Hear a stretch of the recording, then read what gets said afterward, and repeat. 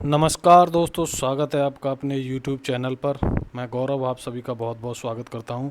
आज हम देखेंगे भाग 3। भाग 1 और भाग 2 के हम आर्टिकल्स को पूरा समझ चुके हैं। आज हम भाग 3 के आर्टिकल्स के बारे में जानेंगे।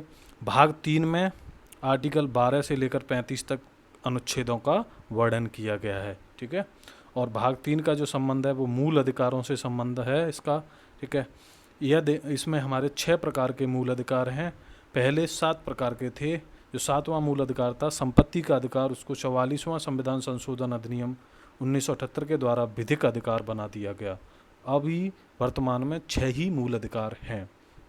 ध्यान दें, सबसे पहले मैं एक आपको शॉर्ट में बता देता हूँ कौन कौन से मूल अधिकार हैं। जैसे पहला मूल अधिकार हम बताएंगे समता का अधिकार या समानता का अधिकार है, आर्टिकल 14 से लेकर के 18 तक।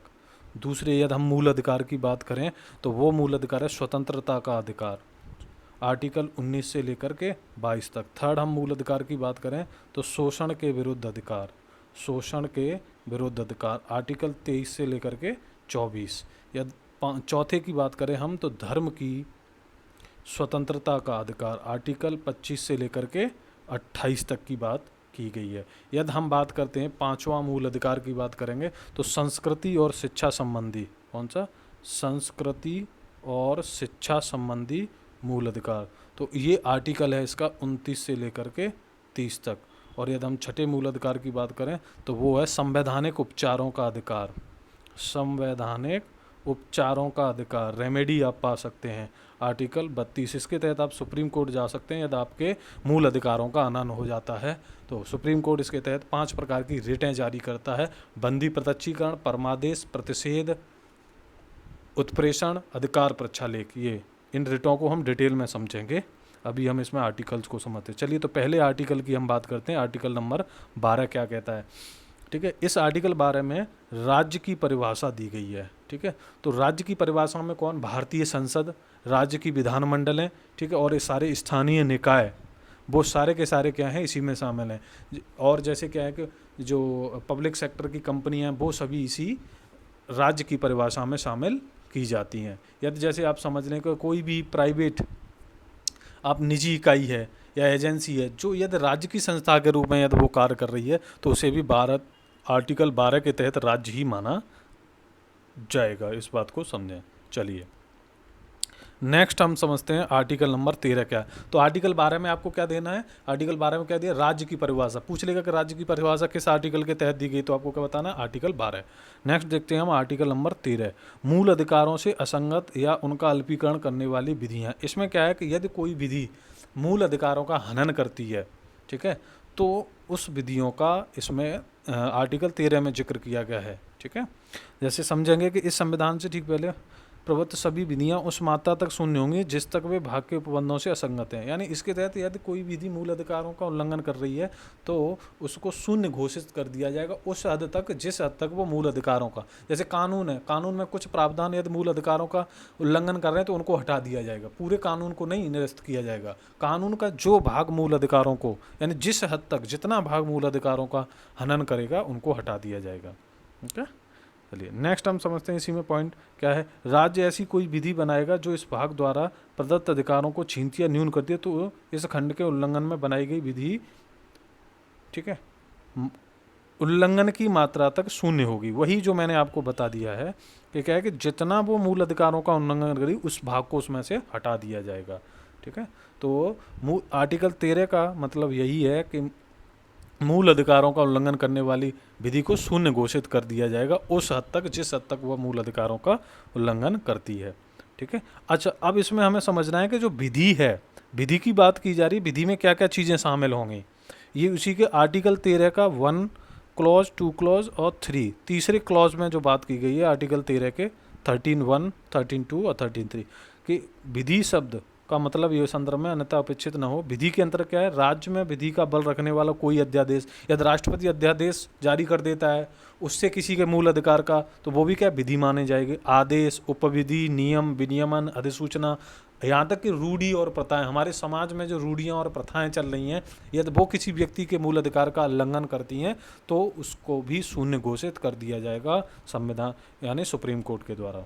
नेक्स्ट देखेंगे और क्या क्या है। प्रवर्तन विधि के अंतर्गत भारत के राज्यों किसी विधानमंडल या अन्य सक्षम अधिकारी द्वारा इस संविधान से प्रारंभ से पहले या पारित या बनाई गई विधि जो पहले ही निश्चित नहीं कर दी गई, चाहे ऐसी कोई विधि या उसका कोई भाग उस पर पूर्णतया या विशेष क्षेत्र में प्रवर्तन में नहीं है। ठीक है, तो ये बात ध्यान रखिए। अच्छा, इसमें एक बात और कि अनुच्छेद की कोई अनुच्छेद आर्टिकल 368 के अधीन किए गए संविधान के किसी संशोधन को लागू नहीं होगी। ठीक है, तो उसमें जो आर्टिकल 368 है, 368 है, उसमें कोई संशोधन किया जाता है तो उस पर ये बात लागू नहीं होगी। तो हमने इसमें क्या देखना है कि आर्टिकल जो 13 है वो 13 क्या बात करता है कि 13 में बताया गया कि कोई विधि या मूल अधिकारों का उल्लंघन करती है तो उसको शून्य घोषित कर दिया जाएगा उस सीमा तक जिस सीमा तक वो उल्लंघन करती है। और विधि के तहत बता दिया कौन कौन सी विधियां होंगी। अध्यादेश हो सकता है, संसद द्वारा बनाया गया कोई कानून हो सकता है, उपविधि हो सकती है, चुनाव हो सकती है, ये सारी चीज़ ऐसी राज्यों के द्वारा भी सेम बातें हो सकती हैं। ठीक है, इस बात को आप ध्यान रखिए। नेक्स्ट हम देखते हैं आर्टिकल 14। यहाँ हम ये शॉर्ट में आर्टिकल इसलिए मैं ज़्यादा डिटेल नहीं बता रहा हूँ, डिटेल में हम अलग सीरीज में इनको देखेंगे। ठीक है, आर्टिकल 15 क्या कहता है? धर्म, मूलवंश, जाति, लिंग या जन्म स्थान के आधार पर विभेद का प्रतिषेध। यानी किसी व्यक्ति के साथ क्या है, धर्म के आधार पर, मूलवंश, केवल धर्म, मूलवंश, जाति, लिंग या जन्म स्थान के आधार पर क्या है, विभेद नहीं किया जा सकेगा, डिफ्रेंशिएट नहीं किया जा सकेगा, डिस्क्रिमिनेट नहीं किया जाएगा। ध्यान रखिएगा। तो हमें अपने आर्टिकल्स, अपने संविधान के अनुच्छेदों को जानना बहुत ज़रूरी है, जिससे हमें पता चलता है कि हमारे क्या क्या अधिकार हैं, क्या क्या राइट्स हैं, किस अनुच्छेद में क्या लिखा हुआ है। ठीक है, आप किसी से बहस भी कर सकते हो। ठीक है, तो इस बात को, अच्छा, इनके आधार पर केवल आप क्या है वो नहीं, किसी अन्य आधार पर आप क्या कर सकते हो, विभेद कर सकते हो। ठीक है, डिस्क्रिमिनेशन कर सकते हो। ठीक है, इस बात को ध्यान रखिए। चलिए, इस नेक्स्ट हम देखते हैं। अच्छा, इसमें थोड़ा सा समझ लें, इसके उपखंड हैं। हमने बता ही दिया कि कोई भी नागरिक है उसको धर्म, मूलवंश, जाति, लिंग या जन्म स्थान इनमें से किसी आधार पर दुकानों में, सार्वजनिक भोजनालय, होटलों, सार्वजनिक मनोरंजन के स्थानों में प्रवेश से वंचित नहीं कर सकते। ध्यान रखिएगा, समझ रहे हैं ना।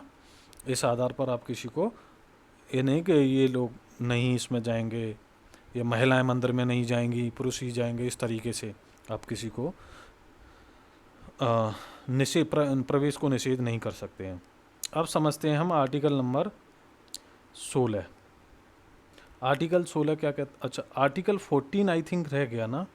आर्टिकल हमने देख लिया 15, हाँ, आर्टिकल 15 देखा। आर्टिकल 14 हमारा छूट गया, सॉरी।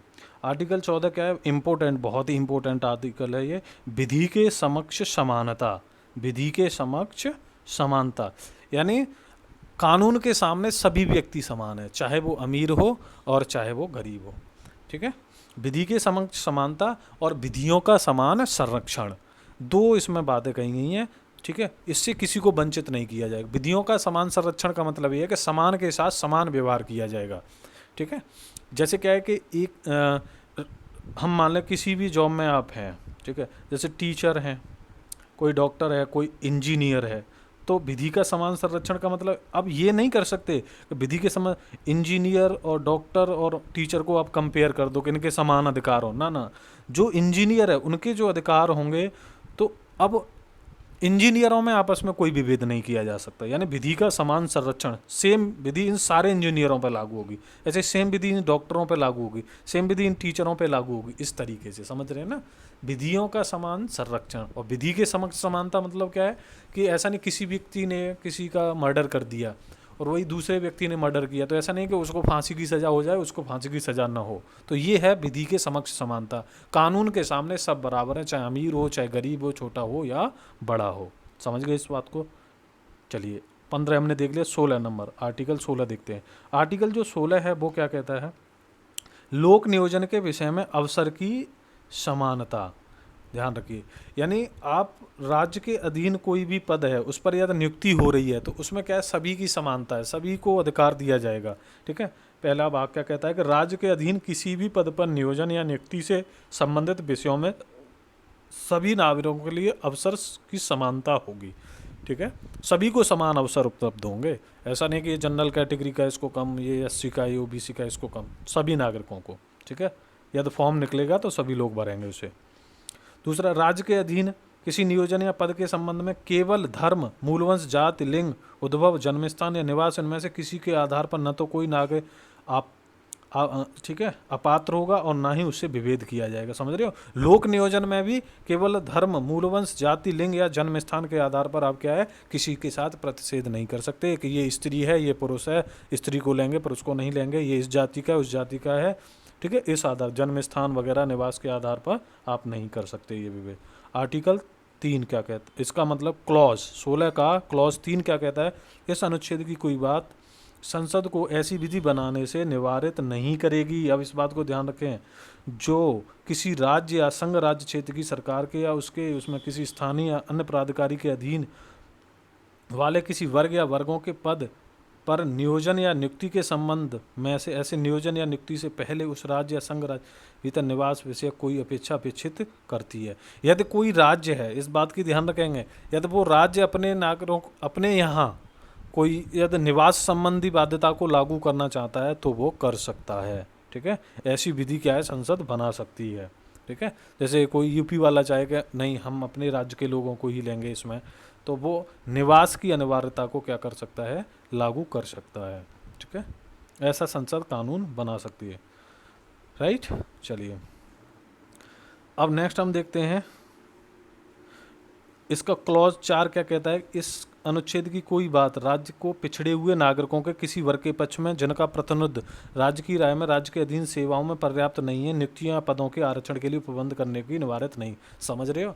तो आरक्षण की जो व्यवस्था की गई है, ऐसा नहीं है कि जो लोग पिछड़े हुए वर्ग के हैं तो उनके उत्थान के लिए सरकार आरक्षण की व्यवस्था कर सकती है। तो इसके लिए आप क्या है कि ये नहीं है कि आपके मूल अधिकारों का उल्लंघन हो गया, ये सरकार कर सकती है, ध्यान रखेंगे। राइट, और देख लेते हैं इसमें क्या क्या बातें की गई हैं 16 में ही। जो 4 का इसमें क्या कहता है 16 का 4 का कि इस अनुच्छेद की कोई बात राज्य को अनुसूचित जातियों जनजातियों के पक्ष में जिनका प्रतिनिधित्व राज्य की राय में अधीन सेवाओं में पर्याप्त नहीं है, अनुसूचित जातियों और जनजातियों राज्य के अधीन सेवाओं पर्याप्त नहीं है, किसी वर्ग के अनुवर्ती वरिष्ठता के साथ प्रोन्नति के मामलों में आरक्षण के लिए प्रबंध करने से। ठीक है, यानी प्रोन्नति में भी आरक्षण किया जा सकता है। समझ रहे हो इस बात को? यानी तो ये देख लीजिए, इससे भी यानी कोई इनका वो पिछड़े हुए लोग हैं, अनुसूचित और जनजाति के लोग हैं, राइट, और उनका सेवा में पर्याप्त प्रतिनिधि नहीं है तो उनका क्या है प्रमोट कर सकते हैं, उसमें आरक्षण की व्यवस्था कर सकते हैं, प्रमोशन में भी। राइट, चलिए ये बातें सारी हमने इसमें देख ली। ठीक है, ये क्या कह रहा है इसमें? इस अनुच्छेद की कोई बात किसी ऐसी विधि के प्रवर्तन पर प्रभाव नहीं डालेगी जो यह उपबंध कर दिया कि किसी धार्मिक या सांप्रदायिक संस्था के कार्यकलाप से संबंधित कोई पदधारी या उसके शासी निकाय का कोई सदस्य किसी विशिष्ट धर्म का मानने वाला या विशिष्ट संप्रदाय का हो। ध्यान रखिए, कोई भी बात ऐसी विधि के प्रवर्तन पर प्रभाव नहीं डालेगी जो यह उपबंध करती है कि उस संस्था का धार्मिक या सांप्रदायिक संस्था के कार्यकलाप से संबंधित कोई पदाधिकारी या उसके शासी निकाय का कोई सदस्य है वो किसी विशिष्ट धर्म का मानने वाला है, विशिष्ट संप्रदाय का है, तो उसका कोई ऐसी विधि है कोई तो वो उल्लंघन नहीं माना जाएगा। ठीक है, इस बात को ध्यान रखें।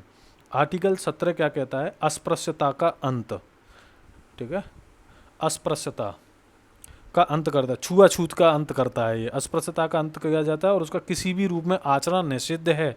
अस्पृश्यता से उपजी किसी निर्योग्यता को लागू करना अपराध होगा जो विधि अनुसार दंडनीय होगा। समझ रहे हो? छुआछूत जो हम लोग करते हैं लोगों को लेकिन पता ही नहीं है। ठीक है, एक ये दंडनीय अपराध है। आपके साथ यदि कोई छुआछूत कर सकता है तो आप जा सकते हो। ठीक है, सुप्रीम कोर्ट वगैरह।